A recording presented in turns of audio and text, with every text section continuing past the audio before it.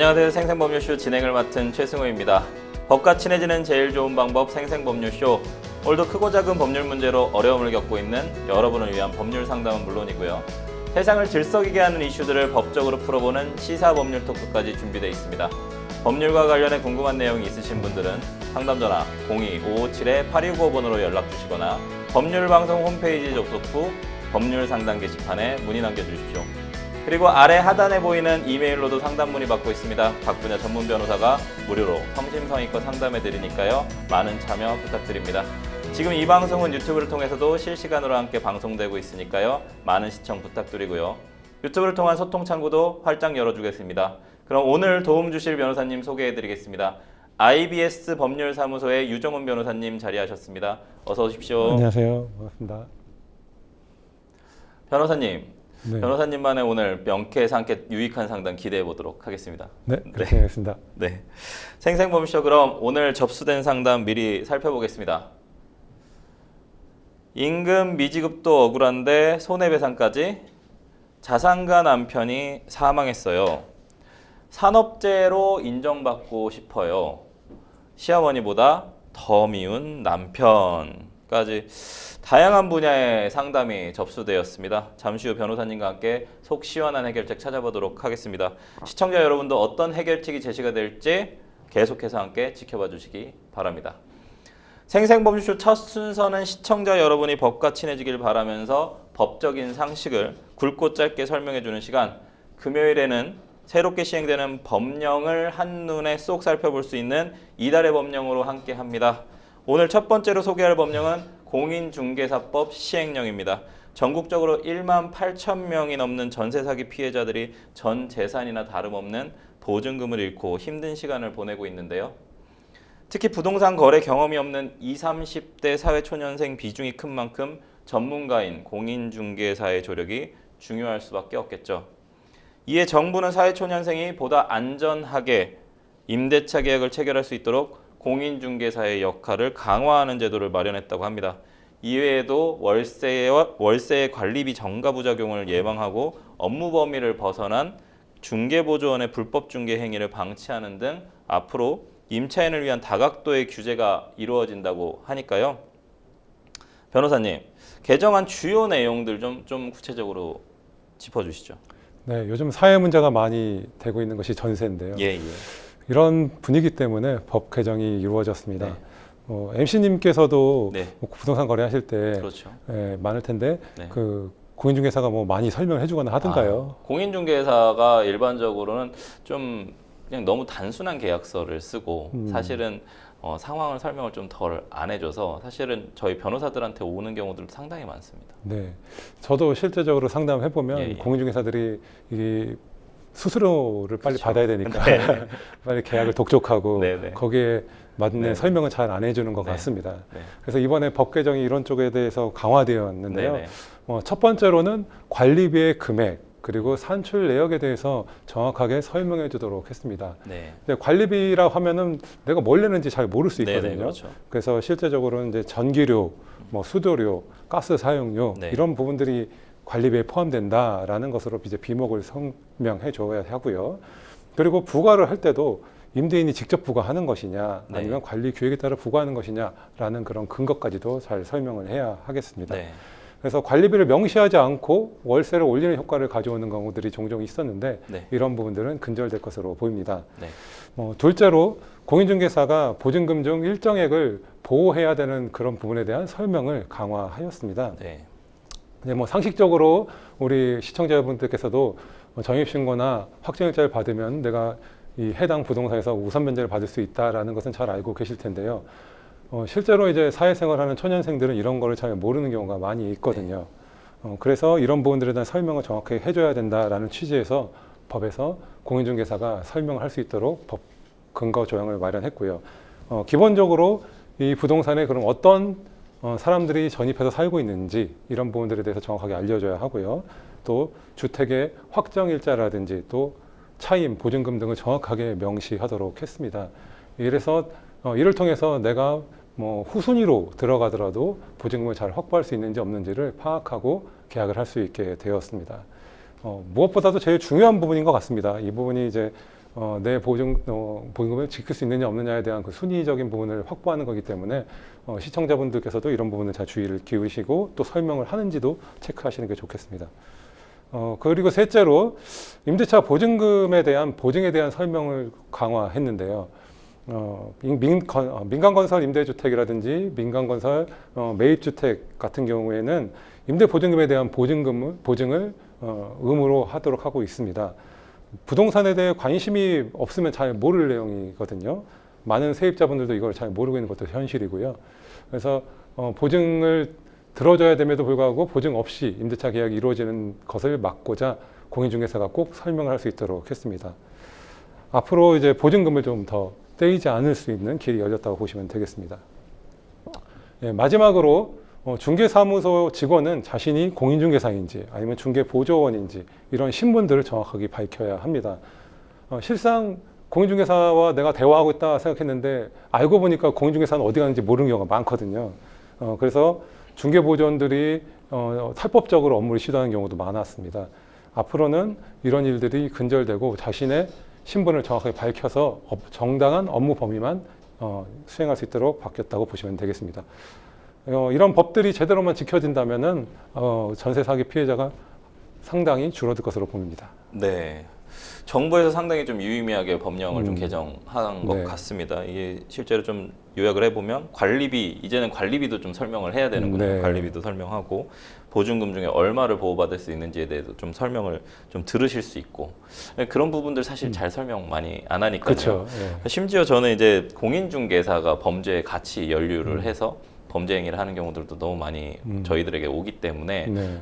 사실은 일반 시민들이 그런 것들까지 다 알아내기에는 구조가 너무 복잡하고 그런 부분들에 대한 피해가 좀 누적되고 있는 건데 이 지금 법령이 개정됨으로 인해서 조금 더 국민들한테 조금 피해가 좀 줄어들었으면 좋겠다라는 좀 생각이 듭니다. 그래서 상당히 좀 의미가 있고 특히나 이제 중개보조원인지 공인중개사인지 이 부분도 사실 현실에서는 대단히 많이 문제가 되는 것 같아요. 네, 맞습니다. 네. 뭐 직원으로서 하는 건데 이제 공인중개사가 해야 될 일들을 다 하고 있다 보니까 실상 소비자 입장에서는 많이 힘든 부분이 생기거든요. 내가 중개사와 대화하는 건지 뭐 보조원과 대화하는 건지도 모르는 일들이고 나중에 향후 책임을 물을 때도 맞아요. 꼭 문제가 되는 부분입니다. 실제로 책임에서 빠져나가기 위해서 그렇게 하는 경우는 있는데 공인중개사들도 사실은 좀 뭔가 방치하고 뭐 떴다방처럼 왔다 갔다 하는 경우도 있고 사실 책임 회피적인 부분도 좀 있는 것 같아서 뭔가 상황이나 현실적인 부분들이 좀 개선되기를 바라보겠습니다.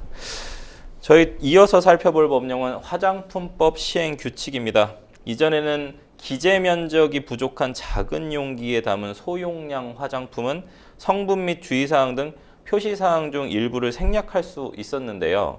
앞으로는 소비자가 화장품을 더 안전하게 사용할 수 있도록 소용량 화장품에 대한 표시 의무도 강화된다고 합니다.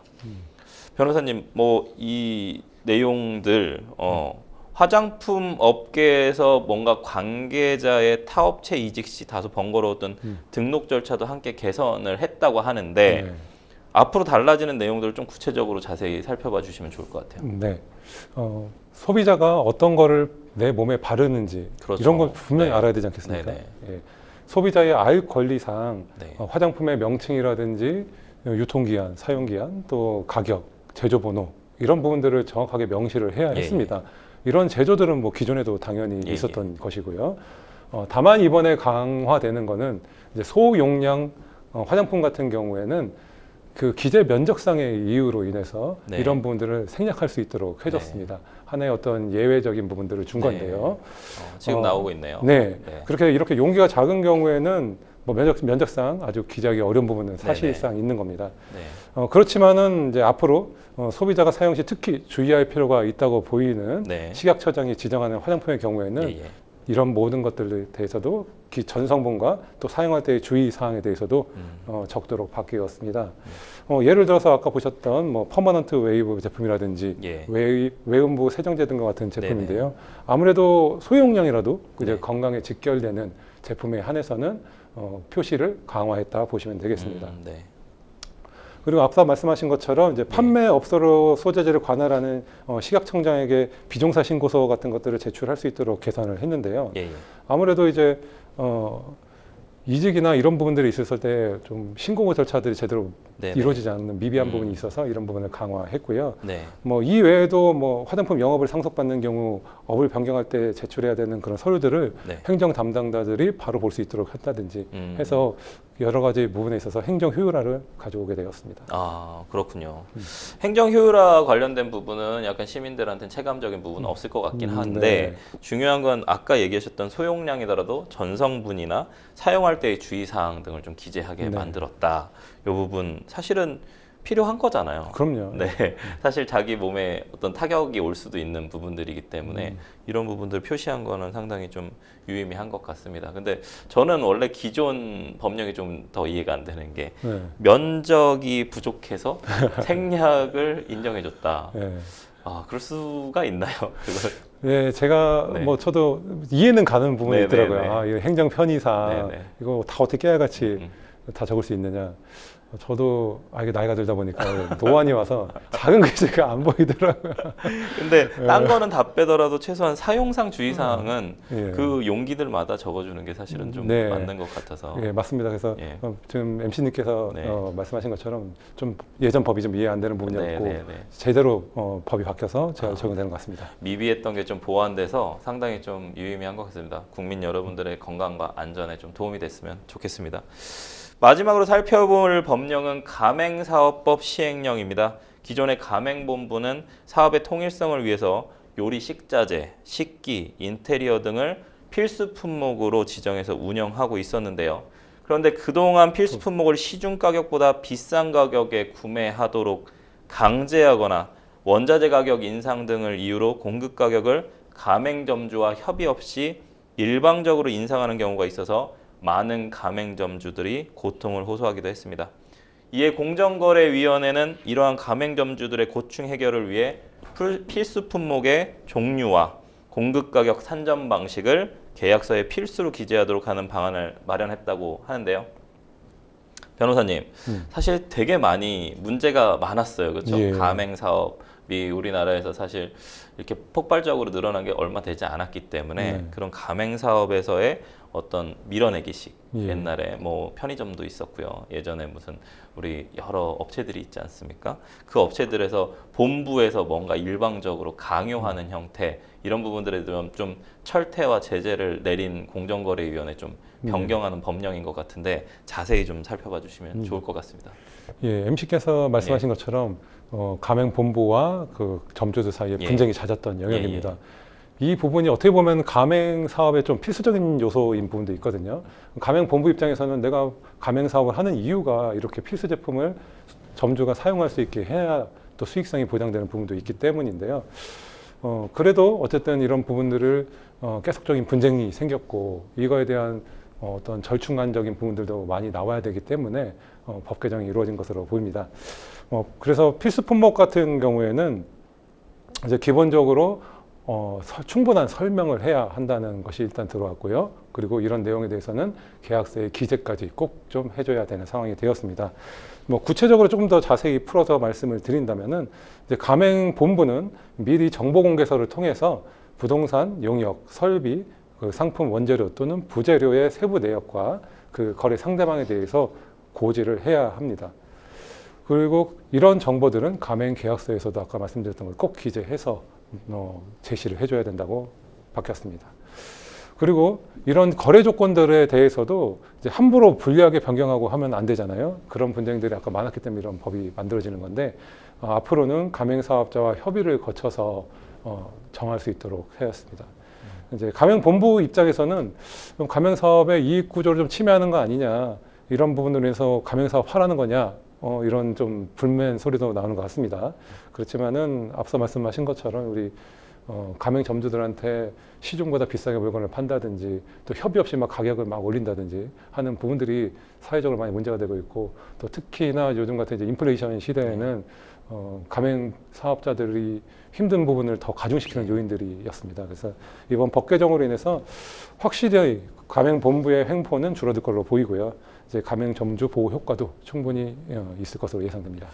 그러니까요. 이게 사실은 어떤 뭐 사회가 어려워지거나 경제적으로 어려워졌을 때 가맹 본부와 가맹 사업자가 가맹점 사업자가 같이 뭔가 연대로 피해를 보고 같이 이익을 보는 구조였으면 이런 법 개정이 이루어지지 않았을 텐데 일반적으로 가맹 본부는 손해를 하나도 안 보고 가맹점 사업자에게 떠넘기는 그런 어떤 뭐 손해를 떠넘기는 뭐 인플레이션이 발생을 한다거나 아니면 경제적으로 어려워진다, 코로나가 찾아온다거나 이랬을 때 가맹 본부는 책임을 지지 않는 그런 형태들이 있었기 때문에 좀 개정된 부분들이 있는 것 같습니다. 그래서 가맹 본부에서는 어떤 이익 수요를 좀 떨어뜨리는 어떤 파괴적인 법 개정이다라고 얘기를 하지만 실제로는 가맹점주들도 다 국민들이고 그렇기 때문에 공정하게 하자 이런 뜻이죠. 사실은 가맹 본부는 이익을 보는 게 이런 어떤 제공을 하는 부재료나 원재료 이런 거 말고도 교육비나 아니면 인테리어비에서 사실 많은 이익을 올리고 있지 않습니까, 변호사님?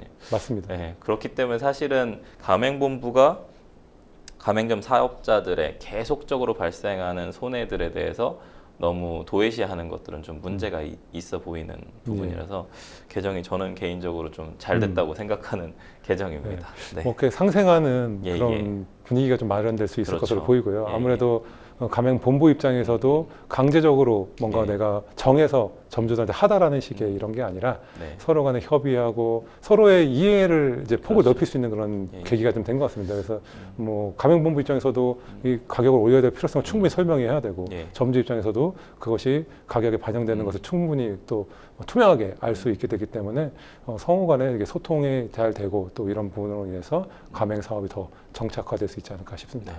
사실은 좀 정부가 개입하기 전에 사실은 상생하는 방금 변호사님이 얘기하신 것처럼 상생하는 구조들을 좀 가맹본부와 가맹점 사업자들이 좀 이렇게 만들었다면 참 좋았을 텐데 그러지 못했기 때문에 결국에 이제 공정거래위원회까지 개입을 해서 법령을 개정하게 됐다. 그래서 대기업이나 좀 회사가 커지면 사실은 좀 사회적 책임 이런 부분들이 좀 있는 것 같습니다. 네. 그렇죠? 그렇습니다. 이제 네.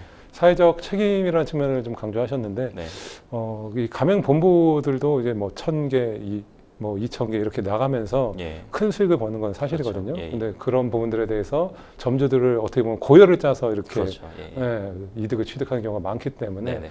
종종 사회적으로도 문제가 됐고 또 비난도 받으시고 음. 또 어떤 때는 이제 오너 리스크라고 그래서 네, 가맹점을 잘 하고 있는데 맞습니다. 갑자기 대표가 좀 문제를 일으켜서 가맹본부의 대표. 예, 그렇죠. 가맹본부의 대표가 문제를 일으켜가지고 예, 예. 그 가맹 사업 자체가 막 맞습니다. 무너지고 예, 예, 예. 결국은 뭐 딴 데 매각돼서 맞습니다. 예. 제대로 운영도 안 되는 경우도 예. 많이 있거든요. 그래서 예. 이제 가맹 본부 차원에서도 어떤 상생할 수 있는 구조도 만들어야 되고 또 앞서 말씀하셨던 그런 사회적 책임을 좀 다하는 예, 예. 그런 태도를 가지고 사업을 운영해야 장기적으로 그 프랜차이즈 그렇죠. 가 롱런할 수 있고 예. 또 점주들도 수익을 보면서 같이 살아갈 수 있지 않나 싶습니다. 네, 맞습니다. 좋은 말씀 해주셔서 앞으로는 좀 더 많은 가맹 프랜차이즈업에서 좀 개선이 좀 이루어졌으면 좋겠습니다. 지금까지 새롭게 시행되는 법률을 살펴보는 이달의 법령 함께 했습니다. 여러분은 지금 생생법률쇼와 함께하고 계십니다.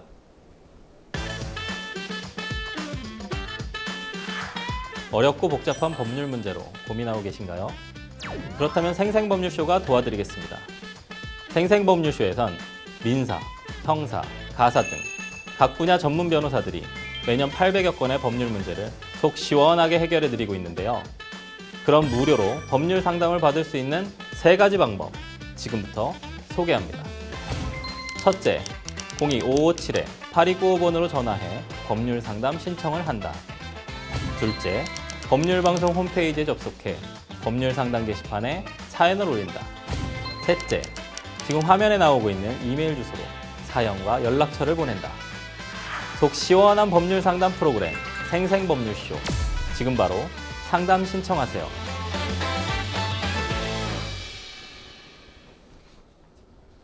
네, 지금부터는 생생법률쇼가 자랑하는 성심성의 무료 법률 상담 시작해 보도록 하겠습니다. 전화 연결되어 있을 텐데요. 받아보겠습니다. 안녕하세요. 안녕하세요. 네, 전화 잘 들리세요? 네. 네, 혹시 어떤 점이 궁금해서 연락 주셨을까요? 다름이 아니라 저는 도대사입니다. 네네. 그리고 저희 남편하고 같이 하고 있고, 예예. 인터넷을 통해서 이렇게 도배를 의뢰하려는 전화를 통해서 네. 이제 작업을 시공을 하게 되었는데요. 네. 이번에 맡은 일은 그 네. 업체더라고요. 네. 그 인테리어 업체였는데 네. 저희가 목요일 날부터 네. 6월 마지막 주 목요일부터 일요일까지 4일 동안 일을 작업하고 끝내주는 거라서 네네. 벽지 포함해서 모든 비용을 480만 원에 해주기로 했고요. 네네. 그 전에 처음 하는 거래처 그 인테리어 업체였는데 네. 중간에 갑자기 다른 도배팀이 한 거였는데 거기에 하자가 있으니 와서 받아라고 하더라고요. 네. 그래서 늦은 시간에 다른데 도배를 마치고 늦게 가서 저녁 시간에 일을 해줬어요. 네네. 저희는 송파구 그쪽 묘원구까지 와서 해줬는데 나중에 이제 이쪽 도농역 쪽에 남양주 끝내면은 한꺼번에 주시겠다고 하더라고요. 네네. 그래서 벽지를 먼저 시켜서 그 비용은 벽지 비용은 세금 개선서를 끊기 때문에 네. 돈을 입금을 하고 그리고 저희는 벽지를 제공받아서 저희가 풀칠을 해가지고 네. 그다음에 목요일 날부터 가서 현장에서 해가지고 일요일 날 일을 마무리해줬어요. 네네. 네, 밤새도록 했기 때문에 네. 그 다음날 이제 오전에 좀 일찍 전화하는 건 좀 실례일 것 같아가지고 네. 오전에 전화를 드렸어요. 네. 그리고 전화를 드렸더니 처음에는 실장님하고 저하고 통화를 했고 네. 그 다음에 현장에 제가 미리 가서 견적을 볼 때에는 소장님한테 이야기하라고 그러더라고요. 네. 그래서 소장님한테 이야기하고 그리고 나서 소장님은 한 번도 안 나타났고 네. 토요일 되니까는 실장님 분이라는 분이 나와 있었고 네. 그 전에는 여직원이 이제 와서 네네. 저희 하는 거를 계속 지켜봤거든요. 어떻게 하는지. 네. 그리고 나서 월요일 날 아침에 일이 끝나고 우리는 이제 밤새도록 끝내주었고 돈을 입금을 해달라. 네. 인건비하고 이제 부자재 값이었으니까 벽지 값은 이미 제가 세금계산서 발행하는 걸 해서 벽지 대리점에 모든 걸 넘겨줬는데 돈이 들어가는 줄 알았어요. 네. 그때까지만 해도. 네. 그리고 인건비하고 부자재 값을 달라고 하니 이산이 있다 준다고 해서 살짝 네. 물음표이긴 했는데 네. 그래도 그냥 넘어갔고 하자가 있는 부분은 월요일 날 우리 일이 있기 때문에 네. 화요일에 와서 봐드리겠다고 사람이 하는지라 하자 부분은 분명히 발생을 해요. 그래서 하자 부분은 하루를 잡아놨었어요. 네. 그래서 돌아갔는데 오전에 한 1시간 반, 2시간가량 지났을까? 소장이라는 분이 전화가 오셔서 올도배를 다시 해야 되겠대요. 네. 그래서 도배를 다시 해야 네, 되겠대요. 도배를 다시 해야겠다. 예. 상당히 젊은 층이었어요. 네. 되게 두 분 다 실장님도 소장님도 네, 도배를 다시 해야겠다. 네. 제가 올도배를 다시 해달라서 일반적인 사람 같은 경우는 와서 하자를 봐주세요라고 이야기를 하는데 네. 여기 같은 경우는 다시 도배를 하시겠다고 하더라고요. 네. 그랬더니 한 30분 있다가 실장분이 전화가 오셔가지고 올도배가 아니고 부분 도배를 다시 해달라. 그리고 수요일 오전까지 끝내야 된다. 그러니까 화요일 날, 수요일 날 해가지고 부분 도배를 해가지고 끝내달라고 하더라고요. 수요일 날 오전에. 네. 그래서 이제 알겠다. 그냥 우리가 했으니까 그냥 알겠다고 그랬어요. 그랬더니 이제 벽지를 주문을 하라고 그러더라고요. 네네. 벽지 발주를 먼저 하셔야 될 것 같다고 얘기를 하시더라고요. 근데 점심때 전후가 돼가지고 저희가 대표이사래요. 대표이사인데 대표이사가 전화 와서 수요일 오전까지 안 된다. 당장 월요일 날 밤에서부터 시작을 해가지고 밤에 야간 작업을 해서 천장을 끝내고 그리고 벽 부분은 해야 될 부분도 있고 안 해야 될 부분도 있기 때문에 네. 또 전기가 들어오기 때문에 전기한테 잘 이야기를 해가지고 낮에 벽 부분을 하자 부분을 봐달라 그렇게 이야기를 했어요. 네네. 그러면 알겠다고 그렇게 해가지고 그러면 벽지를 다시 그 사장 대표이사도 벽지 주문 얘기를 하더라고요. 그러면 제가 벽지를 다시 주문하겠다고. 네. 그래서 벽지를 다시 추가로 주문을 했어요, 제가. 추가로 주문하는 과정에서 벽지값은 이미 세금계산서를 발행하고 돈이 지불되어 있는 줄 알았는데 네. 돈이 10원도 안 지불되어 있더라고요. 네. 그리고 나서 벽지값이 대표이사한테 다시 전화를 해서 벽지값이 하나도 안 들어왔다 하더라. 지난번 거하고 이번 거와 같이 입금을 해라 그랬더니 여직원 전화번호라고 하면서 그쪽으로 전화해보라고 그러더라고요. 여직원한테 전화했더니 네 알겠습니다 그러더니 나머지 지난번 거하고 이번에 추가로 주문한 거하고 전부 다 해가지고 입금을 해주셨어요. 네. 그래서 상담자님, 제가 잠시만 하나 말씀드리자면 저희가 상담 시간이 좀 제한이 되어 있어서 지금 문제가 생긴 거는 그러면 이제 하주로 가셨는데 그러면 해주러 가셨어요? 아니면 어떻게 되셨어요? 하자 부분은 화요일 날 하기로 했는데 네, 그쪽에서 저희한테 이제 지금 여기까지 제가 전화상으로 말씀드린 여기까지 온 거예요. 네, 저희한테 그래서 문의 주시는 부분 좀 핵심적인 부분 말씀 좀 해주실까요? 지금까지 네. 벽지값은 그 대리점에 벽지 대리점에 전부 다 했고 추가로 저희가 일을 하진 않았어요. 예. 대표이사가 그렇게 하면서 계속 말을 바꿨어요. 네네네. 밤새도록 해서 낮 오전까지 끝내달라 라고 네. 이야기를 했는데 저녁 시간이 돼서는 너희한테 안 되겠다. 그쪽에서는 그래서 그럼 계약을 취소했어요? 그 다음에는 밤새도록 해서 네. 다음날 오전까지 8시까지 끝내라. 네네. 그렇게 통보를 받은 거예요. 네. 그거는 번복을 4번이나 받은 거예요, 제가. 네네. 그리고 대리점에서는, 벽지 대리점에서는 한편으로 여직원이 여기 나하고 거래한 지 얼마큼 됐나, 그동안 거래 내역서를 전부 다 자기한테 보내달라.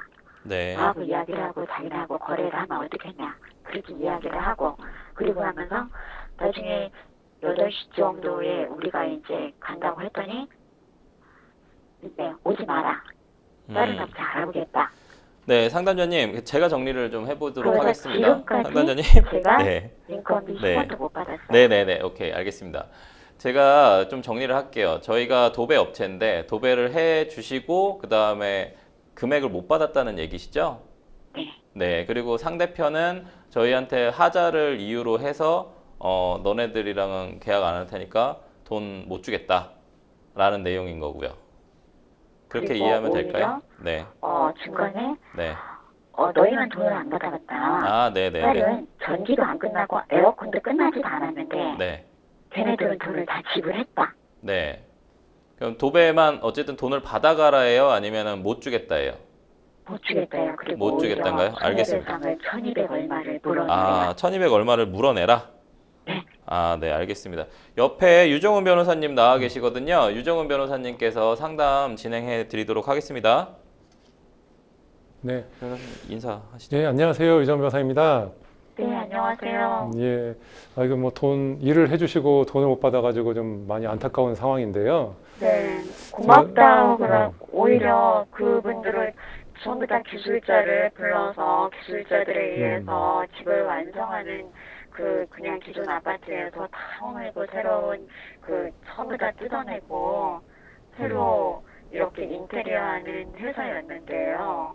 인테리어 업체였는데 유독 우리한테만 그렇게 네.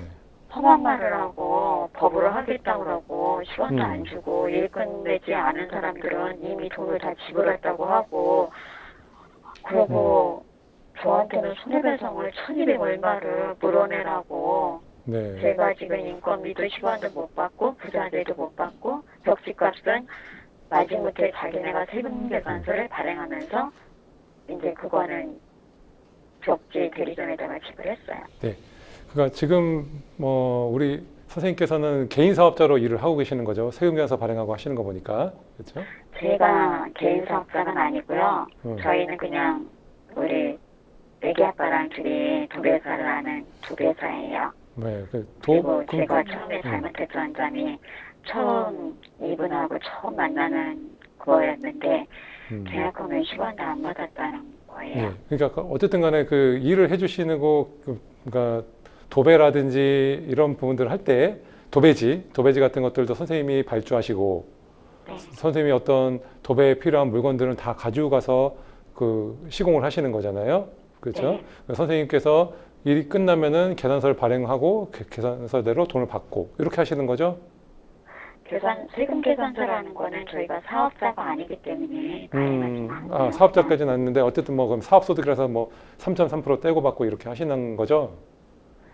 어쨌든 인건비 부분이 355만 원이 예, 있었어요. 예. 그런데 일은 해줬는데 10원도 못 받았다는 거예요. 지금까지. 제가 뭐 볼 때는 선생님께서 어쨌든 간에 뭐 지위상으로 볼 때는 근로자는 아니신 것 같아요. 그래서 선생님께서 개인 사업자는 아니라고 하시지만 제가 볼 때는 약간 개인 사업자 형태 같긴 하거든요. 그래서 선생님이 일을 해주시고 뭐 일당으로 받든 어떻게 받든 간에 선생님이 그 돈에 대해서는 근로자로서 정기적으로 그쪽 업체와 뭐 달달이 계약해서 근로를 제공하고 하는 그런 형태는 아니신 것 같아요. 그래서 네. 선생님이 뭐 이 단건적으로 일을 하는 거니까 법적으로는 이런 것들을 이제 도급이라고 하거든요. 그래서 선생님이 그 공사를 도급받아서 그 완성해주고 돈을 청구하는 그런 업을 하시는 걸로 보이고요. 그래서 선생님께서 기본적으로 내가 이 일을 다 완료했고 특별한 하자가 없다라고 하면은 그 대금을 아까 말씀하신 350만 원이겠죠. 그거를 다 그대로 청구할 수 있는 건 맞고요. 다만 지금도 말씀드렸지만은 어떤 하자가 있는 경우에는 선생님이 그거에 대한 보수를 해주셔야 되거든요. 그리고 그런 보수가 제대로 안 됐을 때는 상대방 입장에서 손해배상을 청구할 수도 있는 거긴 해요. 그래서 선생님께서 어떤 내가 하자 없이 일을 했다고 한다면 뭐 350만 원 전액을 받을 수 있는 거고, 내가 어떤 하자를 발생시켰다라고 하면은 거기에 대해서 일부 뭐 감액은 되거나 아니면 배상액을 줘야 되니까 일부 어쨌든 간에 좀 공제되는 그런 요인은 있을 수가 있어요. 근데 1,200만 원, 1,500만 원 이렇게 상대방은 하자가 있다라고 주장을 하는 거잖아요. 그래서 다른 것까지 예. 다 그리고 저희가 싸게 들어갔어요.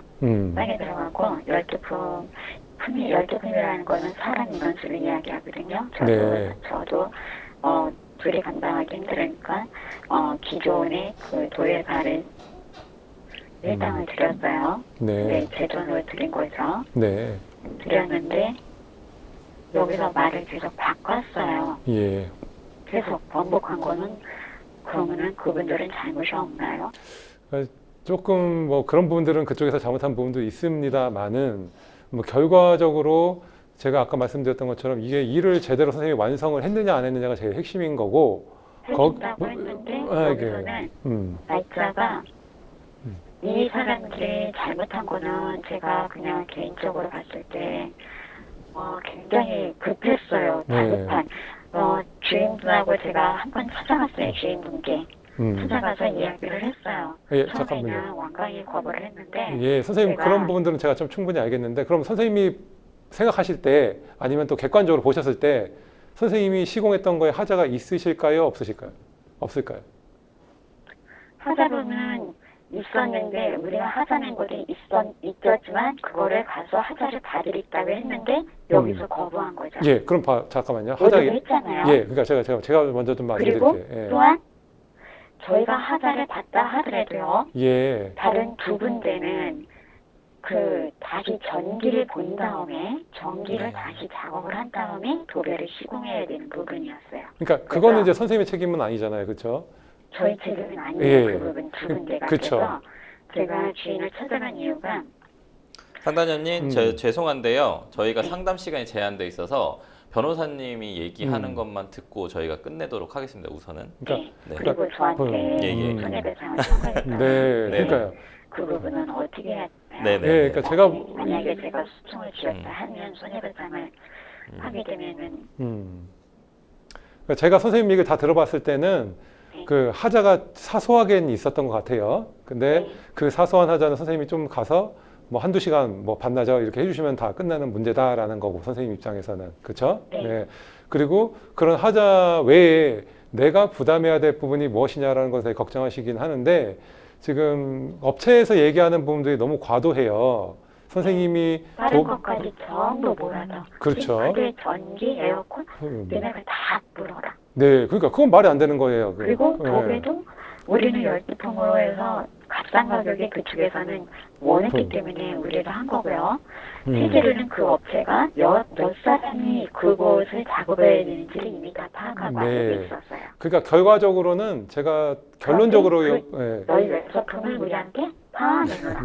부자들 예. 너무 답답하셔가지고 그렇지. 다 얘기하시려고 예. 그러시는 것 같거든요. 그 결론적으로 저희 네. 시간 관계상 제가 결론적으로만 좀 말씀을 드릴게요. 아까도 네. 지금도 뭐 말씀을 좀 드렸습니다만은 그쪽에 선생님께서 일으킨 하자는 너무 사소한 거고 그 하자도 선생님 도배에 한정된 거기 때문에 선생님이 물어줘야 될 부분들은 없다라는 거 보이고요. 그래서 그 업체에서 주장하는 뭐 에어컨, 뭐 전기 이런 모든 하자는 업체가 책임져야 될 걸로 보여요. 그래서 만약에 소송이 들어와서 선생님한테 책임을 묻다 하더라도 충분히 선생님이 방어가 가능하고 선생님이 이길 것 같아요. 그러니까 너무 그 부분은 걱정하지 마시고 일단 못 받으신 돈에 대해서는 어쩔 수 없이 소송을 청구한다거나 또 그 이제 하는 방향으로 좀 가셔야 되는 거기 때문에 법적 분쟁이 이루어질 수밖에 없는 것 같아요. 그래서 선생님이 소송을 청구하셔서 돈을 받으시고 만약에 그쪽에서 제가 볼 때는 소송하실 것 같지는 않지만 소송이 들어온다면 충분히 방어해서 이기실 수 있을 것 같다. 이렇게 좀 정리해 드리겠습니다. 네, 상담자님, 네네네. 우선은 용역대금 청구하는 쪽으로 소송을 내셔야 될 것 같은데 저희가 시간 관계상 너무 좀 안타깝지만 시간 관계상 상담을 이거를 노동청에 신고해서 네네. 그 돈을 받을 수는 있을까요, 인권비를? 그 부분도 제가 설명을 드릴 테니까요. 우선은 전화 상담은 여기까지 마무리하고요. 전화 주셔서 감사합니다. 제가 이 지금 전화 끊고요. 제가 변호사님이랑 그 부분까지 다 설명을 드릴 테니까요. 방송 계속 지켜봐 주시면 감사하겠습니다. 도움 주셔서 네, 감사합니다. 저희 방송 재방송으로도 보실 수 있으니까 유튜브로 통해서 재방송 보셔도 될 것 같습니다. 이해 안 되시는 부분은. 시간 내주셔서 네, 전화 주셔서 감사합니다. 네, 네, 수고하세요. 네. 좀 안타까운 상황입니다. 변호사님, 이 네. 480만 원 용역대금을 받아야 되는데 용역대금을 못 받아서 결국은 소송을 하게 되면 상대편은 이 도배 업체로 인해서 아까 싱크대 전기, 에어컨 관련된 부분으로 우리가 더 큰 손해를 봤다. 1,200만 원 정도의 손해를 봤다. 그럼 반소 제기해가지고 네. 들어오지 않겠습니까? 예. 아마도 그렇게 돼야 될 것 네. 같은데 상담자님이 궁금해하시는 부분 하나인 것 같습니다. 임금 근로자로서 네. 노동청에 신고할 수 있는가? 네. 이 부분이거든요. 예. 어떻게 보시나요? 지금 그래서 제가 아까도 계속 예, 예. 여쭤봤는데 개인 사업자시냐, 예, 예. 어떤 사기관사를 끊으시냐 예, 예. 이런 부분들 계속 여쭤봤는데 예, 제대로 좀 답변을 안 해주셨지만 네. 제가 보기에는 예, 예. 그런 근로를 제공하시는 분은 네, 아니고 그런 거죠. 이례적으로 도급업을 하시는 것 그런 것 같아요. 같습니다. 그래서 지금은 노동청에 신고를 하셔가지고 근로자로 인정받기는 좀 어려울 것 같다라는 생각이고요. 물론 뭐 재개해 볼 수는 있을 거예요. 제가 여기서 나오지 않은 정보를 가지고 판단한 거기 때문에 예. 근로자의 지위가 인정된다 그러면 임금 청구가 가능하겠지만은 네. 제가 보는 시각에서는 사실상 그 네. 노동청에서 실익 있게 뭐 해결을 될 것 같지는 않고요. 네. 지금 우리 MC께서 말씀하신 것처럼 네. 용역대금 소송을 해서 네. 도배비를 받고 네. 혹시라도 거기서 상대방이 좀 하자를 주장하면서 또 다른 손해배상까지 한다라고 네. 하면은 방어를 충분히 해서 이기는 쪽으로 방향을 잡으셔야 될 것 같습니다. 저희가 480만 원 청구를 하면 아무리 하자가 있다고 하더라도 480만 원 아래쪽으로 감액이 되겠죠. 그렇죠. 저는 아까 네. 머릿속으로 한 50만 원 깎이겠다 싶습니다. 네, 네. 알겠습니다. 그렇게 해서 상담자님께서 뭐 문제를 좀 잘 해결하셨으면 좋겠고요. 또 다른 문의가 있으시면 나중에 또 다시 한번 연락 주시면 감사하겠습니다. 저희는 전화 상담은 여기까지 마무리하고요. 두 번째 넘어가도록 하겠습니다. 저희 방송으로 이메일을 통해 들어온 여러분 고민을 좀 해결해 드리도록 하겠습니다. 이메일로 통해 들어온 고민 좀 볼까요? 저는 이혼을 한 뒤 사별 후 자녀 셋을 키우고 있던 지금의 남편을 만나게 됐습니다. 남편과는 이후 11년 동안 사실혼으로 살았고요. 그런데 갑자기 남편이 급성 담석증으로 쓰러져서 유언을 남길 새도 없이 사망하고 말았습니다. 남편 앞으로 된 땅과 상가, 아파트 등을 전부 포함하면 총 1,000억이 넘는 자산을 소유하고 있었기에 남편이 죽기 전 사실혼 관계를 입증할 수 있는 증거를 제출한 후 재산분할 소송을 진행해 놓기는 했습니다. 6월 4일에 1차 변론기일은 마친 상황이고 8월에 2차 변론기일이 잡혀 있는데 소송에서 이길 수 있을지 궁금합니다. 제가 원하는 건 노후자금으로 사용할 상가와 남편과 함께 일군 과수원밥 800평이고 평당 250만 원이니까 가치로 따지면 약 30억 정도 됩니다. 그런데 남편의 두 아들과 딸 그리고 며느리들은 저에게 재산을 한 푼도 나눠줄 수 없다는 입장입니다. 남편이 죽고 나서 둘째 며느리와 막내딸이 인감도장을 내놓으라고 하기에 혹여나 집에 찾아와서 협박할까 무서워서 그냥 줘버렸습니다. 사실 남편이 예전에 혼인신고를 하자고 했었는데 나이 차이도 많이 나서 와이프가 아닌 여동생으로 호적을 올렸었는데 3년이 지나 재산세가 많이 나온다는 핑계를 대며 둘째 며느리가 제 동의도 없이 등본을 떼다가 호적을 분리시켜 놨더라고요. 분명 서류상 기록은 남아있을 텐데 이것도 법원에 제출하는 것이 유리할까요? 남편이 생전에 사준 약 2억 원 상당의 아파트가 있는데 이것도 소송에서 영향이 있을까요? 소송에서 원하는 답을 얻으려면 어떻게 하는 것이 좋을지 조언 부탁드립니다. 변호사님 상당히 여러 이슈들이 있어요. 네. 한 4가지 정도 제가 언뜻 보기에도 한 4가지 정도 있는데 남편분께서 어마어마한 규모의 재산을 네. 남기고 돌아가셨습니다. 남편의 자녀분들과 재산 문제로 좀 큰 갈등 빚고 있는 상황인데 사실혼 관계 배우자도 상속권자가 될 수 있나요? 이게 법적으로는 네. 상속권자가 인정이 되지 않습니다. 네, 네, 네. 민법에서는 배우자의 상속순위라고 규정되어 네, 있는데 네, 네. 그게 법률상 법률론만? 예. 혼인 신고를 한 사람만 인정이 됩니다. 아, 그러면은 법률혼 배우자. 그러면 우리 사실혼 배우자 같은 경우는 재산 분할은 청구할 수 있을 거 아니에요? 그렇죠. 우리가 사실혼 배우자 같은 경우에는 네. 이혼을 하는 경우 네. 이혼에 준해서 재산분할 청구권을 인정해주고 있고요. 네. 그래서 생전이라고 한다면은 뭐 얼마든지 재산분할 받고 나올 수 있다 보시면 되겠습니다. 지금 2차 변론기일 좀 잡혀 있는 상황인데 네. 사실혼 관계가 명확하게 만약에 입증이 된다고 하면 네. 재산 분할 청구 소송에서 승소할 가능성이 있어 보이시나요? 예, 앞서 말씀드린 네, 것처럼 이제 사실혼 관계가 일반 당사자의 사망으로 인해서 해소가 되는 경우에는 상속으로 이루어지기 때문에 네, 네. 뭐 내가 상속을 받는 경우가 많습니다. 그렇지만은 생전에 소송을 해놨고 네. 그 소송으로 인해서 계속 되는 경우를 한다면은 상속인들이 이제 수계 신청이라고 하는데요. 그 상속을 승계해서 소송이 이루어질 수 있기 때문에 충분히 뭐 가능성은 있는 상황입니다. 이게 생전에 상담자님이 아파트 하나 받았단 말이에요. 네. 그 부분이 이제 어떻게 영향을 줄지 재판에 이 음. 부분 좀 설명을 해주시죠. 뭐 기본적으로 생전에 뭐 어떤 증여를 받았다 그러면은 유류분을 예. 이제 행사해서 예. 일부 좀 가져올 수 있는 경우가 있는데요. 네네. 뭐 기본적으로 이게 그렇게 되려면 이제 생전에 뭐 얼마를 받았는지 또 1년 전, 1년에 받았는지 뭐 이런 기간들도 좀 있는데 예. 뭐 그런 것도 좀 고려할 필요 없는 것이 좀 네. 이 재산 규모가 뭐 어마무시하지 않습니까? 네, 그러니까 그렇죠. 뭐, 그런 자산이 큰 분이시기 때문에 뭐 2억 정도의 재산 정도는 크게 문제되지 않지 않겠나 싶습니다. 재산 분할을 할 때 거기에 포함되거나 뭐 네. 빠지거나 이런 부분도 뭐, 영향이 있겠죠. 뭐 그런 부분들이라면 조금 문제되겠지만 네, 뭐 네. 그렇게 고민까지는 안 하셔도 지금 될 것 금액 같아요. 자체가 뭐 1,000억대 뭐 이렇게 되니까 예. 뭐 많이 받으면 뭐 30억 이상이라고 지금 주장을 하고 근데 계시니까. 아까 말씀하신 거 보니까 뭐 땅하고 뭐 이런 네네. 게 같이 한 30억 정도를 얘기하셨는데 네네네. 그 정도면 소박한 거 아닌가 싶어요. 아, 이게 1,000억대 재산인데 거기서 네. 내가 30억 정도를 재산분할 네. 청구한다. 뭐 거기 때문에 뭐 2억 정도는 별로 크게 문제되지 않을 것 같아서 아. 그렇게 말씀드립니다. 예. 지금 좀 남편분 여동생으로 호적에 등록된 이력이 있다라고 얘기를 했거든요. 네. 이게 소송에서 좀 유리한 증거가 될 수 있을까요? 그게 크게 뭐 유리하지도 불리하지도 않을 것 같기는 해요. 네네네. 예, 이게 기본적으로 이거 잘못된 가족 관계를 음. 형성해 놓으신 거라서 이건 네. 법적으로는 뭐 무효인 것 같고 네. 다만 이제 사실혼 관계라는 것을 조금 입증하는데 뭐 도움은 될 수 있지 않을까. 네. 뭐 아무래도 이게 아무나 내 여동생이다 음. 이렇게 올리지는 않으니까요. 네. 어쨌든 이런 내용들 좀 참고하셔서 소송에 좀 도움 되셨으면 좋을 것 같습니다. 저희는 두 번째 이메일 상담 넘어가 보도록 하겠습니다. 두 번째 이메일 상담 볼까요? 산업재해를 당했는데 인정을 받지 못하고 있습니다. 저는 유명 회사의 가전제품의 부품을 만드는 한 회사의 하청업체에 근무했는데요.